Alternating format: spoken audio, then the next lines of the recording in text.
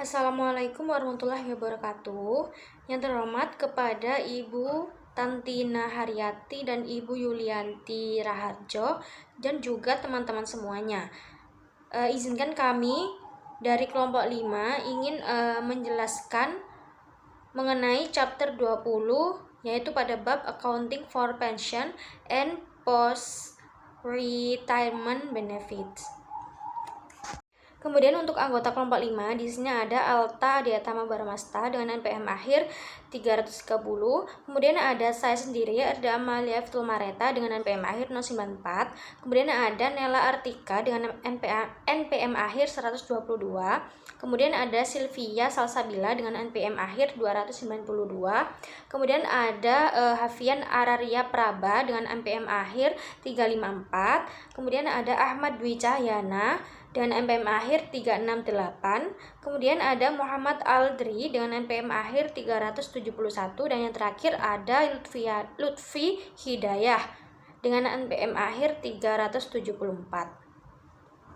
Nah, untuk pembahasan pertama yaitu ada Fundamentals of Pensions Plan Accounting. Nah, pension plan ini adalah perjanjian di mana pemberi kerja memberikan manfaat pensiun kepada karyawan setelah pensiun sebagai imbalan atas jasa mereka.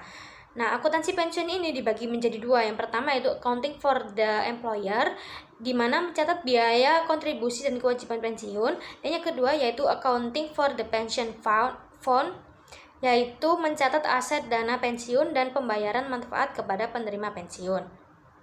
Kemudian ada aliran dana dalam rencana pensiun. Terdapat 3 pihak utama. Yang pertama yaitu employer atau perusahaan, di mana dia itu memberikan kontribusi dana. Yang kedua ada pension fund, di mana mengelola investasi dan membayar manfaat. Dan yang ketiga ada pension recipients atau pensiunan, yaitu menerima pembayaran manfaat pensiun. Kemudian dana pensiun juga bisa di-funded, yaitu di mana perusahaan menyetor dana ke lembaga pendanaan. Kemudian dana pensiun juga bisa dikontributori, yaitu karyawan ikut membayar sebagian manfaat. Dan terakhir, dana pensiun juga bisa di non kontributori, di mana seluruhnya ditanggung oleh perusahaan. Lalu ada jenis-jenis rencana pensiunan. Nah, yang pertama ada Definite Contribution Plan atau rencana iuran pasti, yaitu perusahaan hanya menentukan jumlah kontribusi, bukan aset akhir, bukan manfaat akhir. Kemudian besarnya manfaat tergantung pada dana yang dikontribusikan, hasil investasi, dan lama bekerja. Lalu akuntansi sederhana, yaitu perusahaan mencatat biaya sebesar kontribusi tahunan. Nah, jika belum membayar penuh, muncul kewajiban, maka akan muncul kewajiban, yaitu jika membayar lebih bisa diakui sebagai aset. Kemudian jenis rencana pensiun yang kedua akan dilanjutkan oleh teman saya. Ada contoh kasus Zarge Ag. Data awal 1 Januari 2022, yaitu plan aset atau DBO masing-masing 100.000 dolar, euro, service cost 1.000 euro, discount rate 10%, kontribusi 8.000. Nah, cara menghitung service cost yaitu menambah pension expense dan DBO 9 juta euro, 9.000 euro. Interest expense DBO dikali 10% sama dengan 10.000 euro. Interest revenue sama dengan plan aset dikali 100% 10.000 euro. Kontribusi mengurangi cash dan menambah plan aset 8.000. Pembayaran kepensiunan mengurangi plan aset DBO sebanyak 7.000. Jurnal akhir tahun. Pension expense 9.000, cash 8.000, pension liability 1.000. Fundamentals of Pension Plans Accounting menjelaskan dasar-dasar akuntansi dana pensiun, yaitu bagaimana perusahaan menyediakan manfaat kepada karyawan setelah pensiun. Akuntansi pensiun dibagi dua, yaitu yang pertama untuk perusahaan mencatat biaya dan kewajiban, untuk dana pensiun mengelola aset dan pembayaran manfaat. Terdapat dua bentuk utama rencana pensiun, yaitu yang pertama Defined Contribution Plan. Yang pertama yaitu perusahaan hanya menjanjikan kontribusi tertentu ke dana pensiun setiap periode. Yang kedua, tanggung jawab berhenti setelah kontribusi dibayarkan. Yang ketiga, biaya pensiun tahunan sama dengan jumlah kontribusi yang wajib dibayar. Yang terakhir yaitu resiko investasi ditanggung oleh karyawan. Yang kedua, dividend benefit plan. Yang pertama yaitu perusahaan menjanjikan besaran manfaat pensiun tertentu berdasarkan masa kerja dan gaji karyawan. Yang kedua, perusahaan menanggung resiko pendanaan, funding risk. Yang terakhir yaitu diperlukan perhitungan aktuaris untuk menentukan besarnya kewajiban dan beban pensiun. The role of actuaries in pension accounting, menjelaskan peran aktuaris dalam akuntansi pensiun. Aktuaris menghitung asumsi seperti tingkat bunga, kematian, turnover karyawan, kenaikan gaji, dan lainnya. Hasil perhitungan mereka digunakan untuk menentukan nilai kewajiban pensiun. Yang kedua, biaya tahunan program pensiun. Yang terakhir yaitu dampak perubahan atau amandemen program. Measure of the liability. Berbagai cara mengukur pension obligation atau kewajiban pensiun. Yang pertama yaitu FBO, hanya manfaat yang sudah menjadi hak karyawan. Yang kedua yaitu accumulated benefit obligation, manfaat berdasarkan masa kerja saat ini termasuk yang belum vested. Yang terakhir yaitu definite benefit obligation, manfaat dihitung berdasarkan gaji masa depan paling besar nilainya dan digunakan menurut IFRS atau IAS 19. Net definite benefit obligation atau yang disebut dengan aset, menjelaskan berhitung posisi dana pensiun yaitu definite benefit obligation dikurangi fair value of plan asset. Jika hasilnya positif, liabilitas defisit pensiun. Jika negatif, aset surplus pensiun. Status pendanaan ini disebut net definite benefit obligation dan dicatat di laporan posisi keuangan. Definition of pension plan, yaitu adalah suatu rencana yang memberikan manfaat kepada karyawan setelah pensiun sebagai bentuk kompensasi atas jasa mereka selama bekerja. Pensiun dianggap sebagai kompensasi yang ditangguhkan, yaitu deferred compensation, karena manfaatnya baru diterima di masa mendatang, bukan saat masa kerja berlangsung. Types of pension plan, yaitu terdapat dua jenis utama program pensiun, yaitu yang pertama ada definition on contribution plan, yaitu perusahaan hanya menentukan jumlah kontribusi yang disetor ke dana pensiun setiap periode dan tidak ada jaminan jumlah manfaat yang akan diterima karyawan saat pensiun.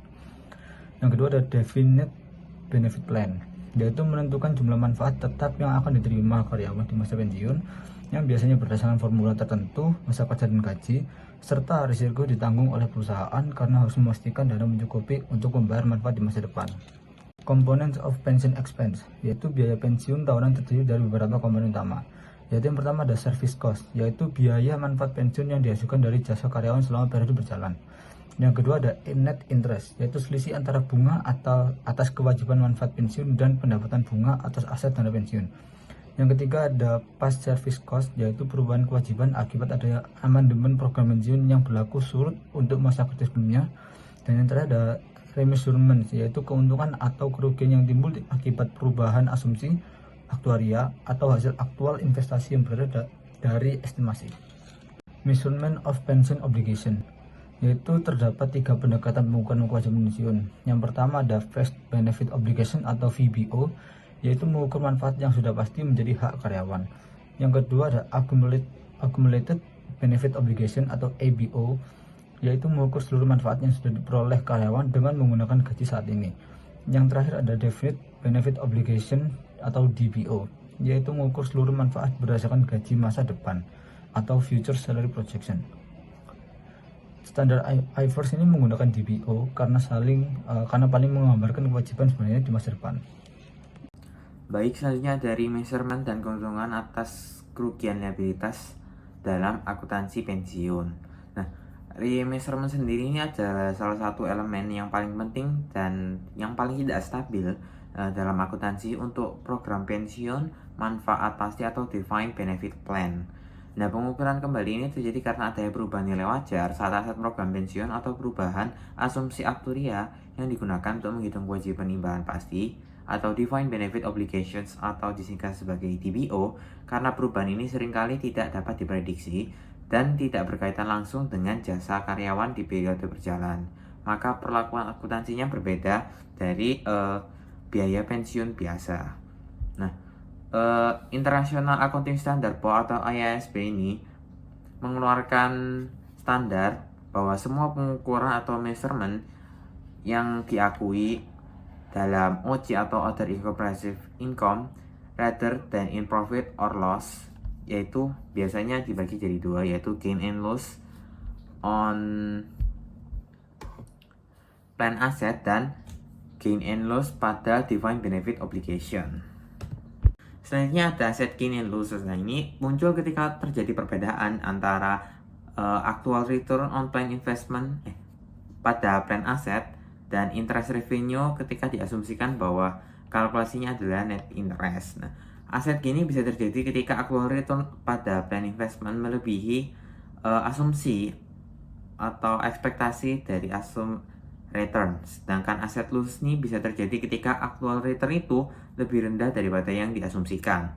Nah, contohnya ini adalah Shopbob SE memulai awal tahun dengan plan aset sebesar 100.000 euro dan menggunakan diskon rate sebesar 6%. Nah, ekspektasi interest revenue untuk tahun tersebut sekitar 6.000 euro. Nah, itu dari 100.000 euro dikali diskon rate-nya tadi, yaitu 6%. Nah, jika actual return untuk aset tersebut amount to 8,000 euro, the company experience an asset gain of 2,000. Perusahaannya mengalami aset gain sebesar 2.000 euro.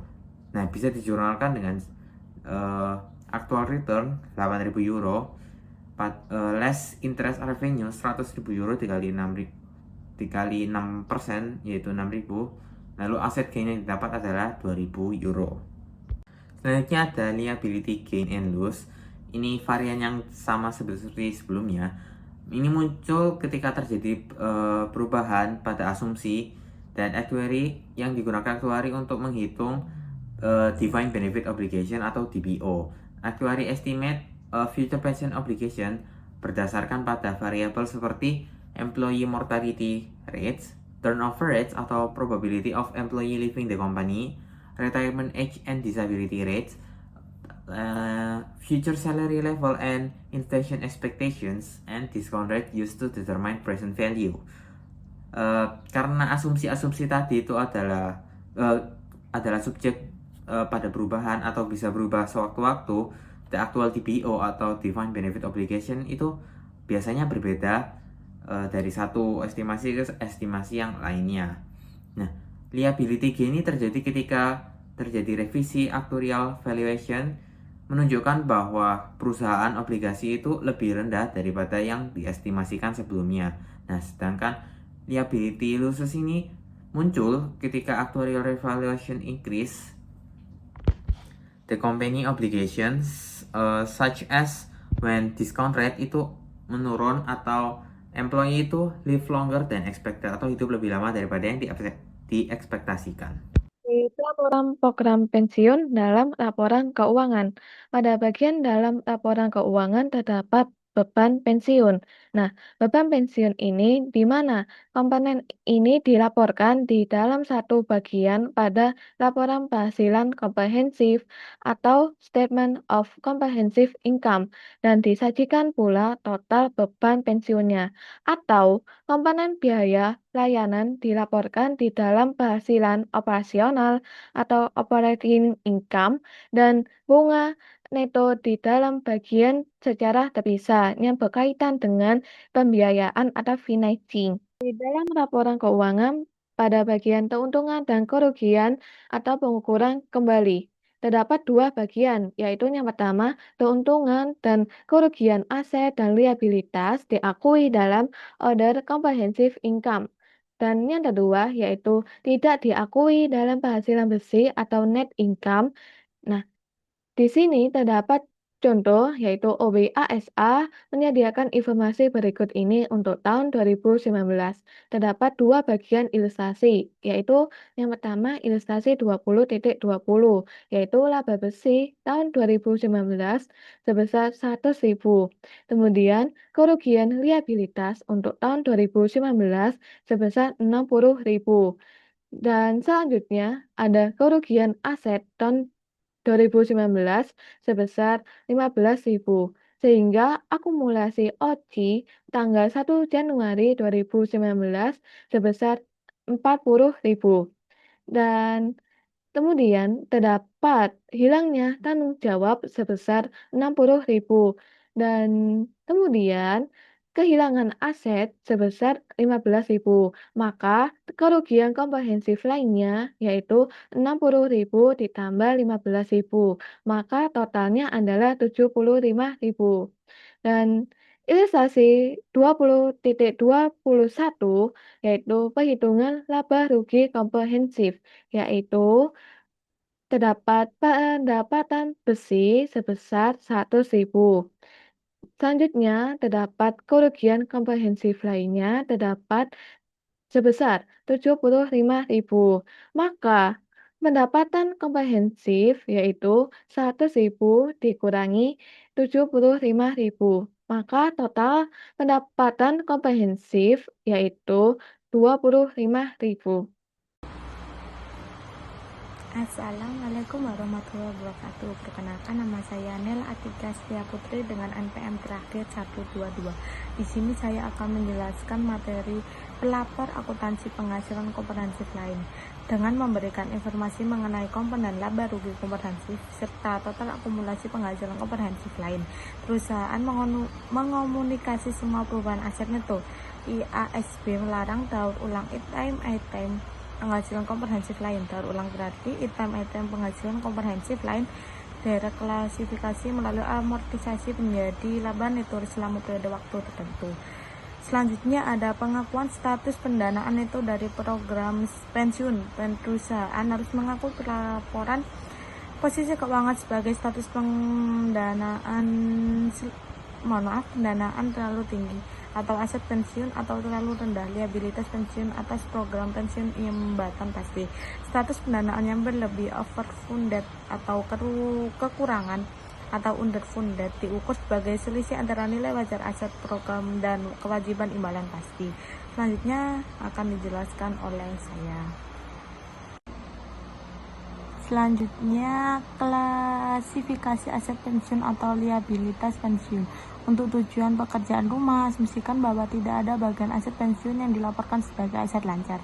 Selisih lebih antara nilai wajar aset program dengan kewajiban imbalan pasti diklasifikasi sebagai aset tidak lancar. Dasar pemikiran untuk klasifikasi tidak lancar adalah aset program pensiun dibatasi.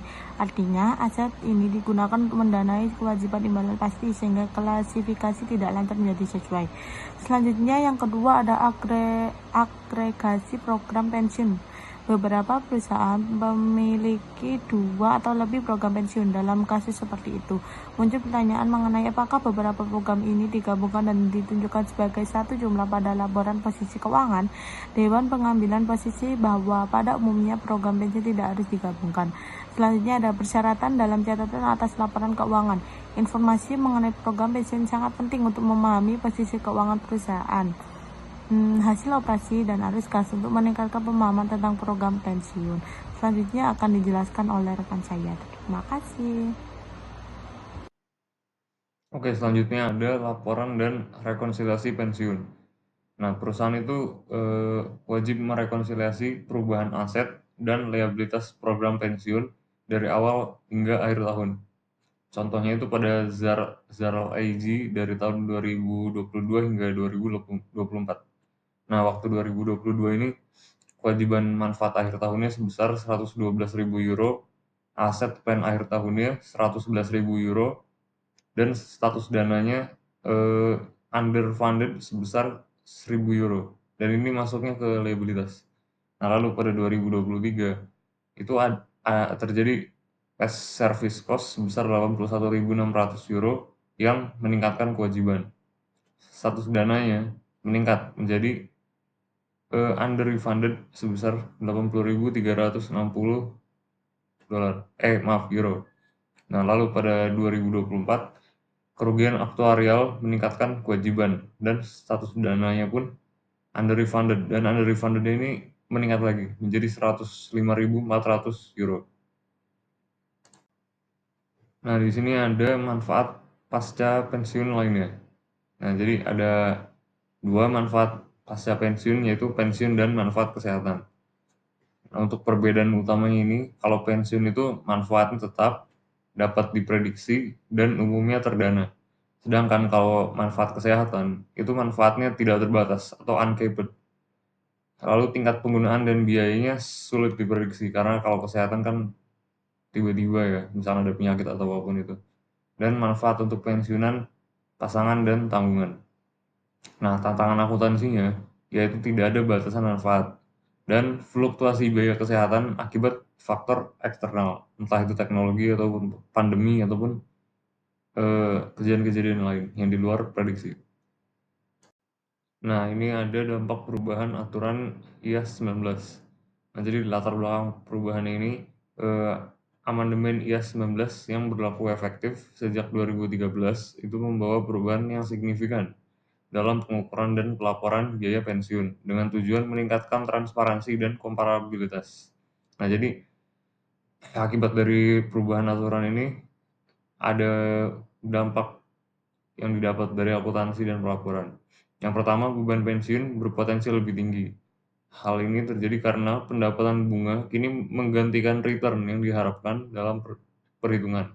Jadi di era suku bunga rendah, pendapatan bunga yang diakui menjadi lebih kecil sehingga meningkatkan expense atau beban. Yang kedua yaitu biaya jasa masa lalu atau past service cost harus diakui penuh sekaligus dalam periode berjalan, tidak lagi diamortisasi. Kebijakan ini dapat menyebabkan lonjakan beban yang signifikan pada tahun dilakukannya amandemen program pensiun. Lalu dampak yang kedua yaitu volatilitas di neraca dan ekuitas meningkat. Jadi semua selisih antara return aktual aset dengan pendapatan bunga bersama dengan profit atau kerugian aktuarial kini langsung dicatat dalam penghasilan komprehensif lain atau OCI. Akumulasinya dalam ekuitas menyebabkan nilai ekuitas perusahaan menjadi lebih fluktuatif. Nah, dampak yang ketiga yaitu di balik kedua dampak tersebut, laba bersih itu justru menjadi lebih stabil dengan dipisahkannya komponen-komponen yang fluktuatif atau remeasurement ke dalam OCI. Angka laba bersih kini hanya mencerminkan biaya jasa kini atau service cost dan beban bunga bersih atau net interest yang sifatnya lebih dapat diprediksi. Hal ini membuat laba bersih menjadi indikator yang lebih andal untuk menilai kinerja operasional inti suatu perusahaan. Baik, terima kasih para audiens yang telah menyimak pembahasan dari materi kami. Assalamualaikum warahmatullahi wabarakatuh.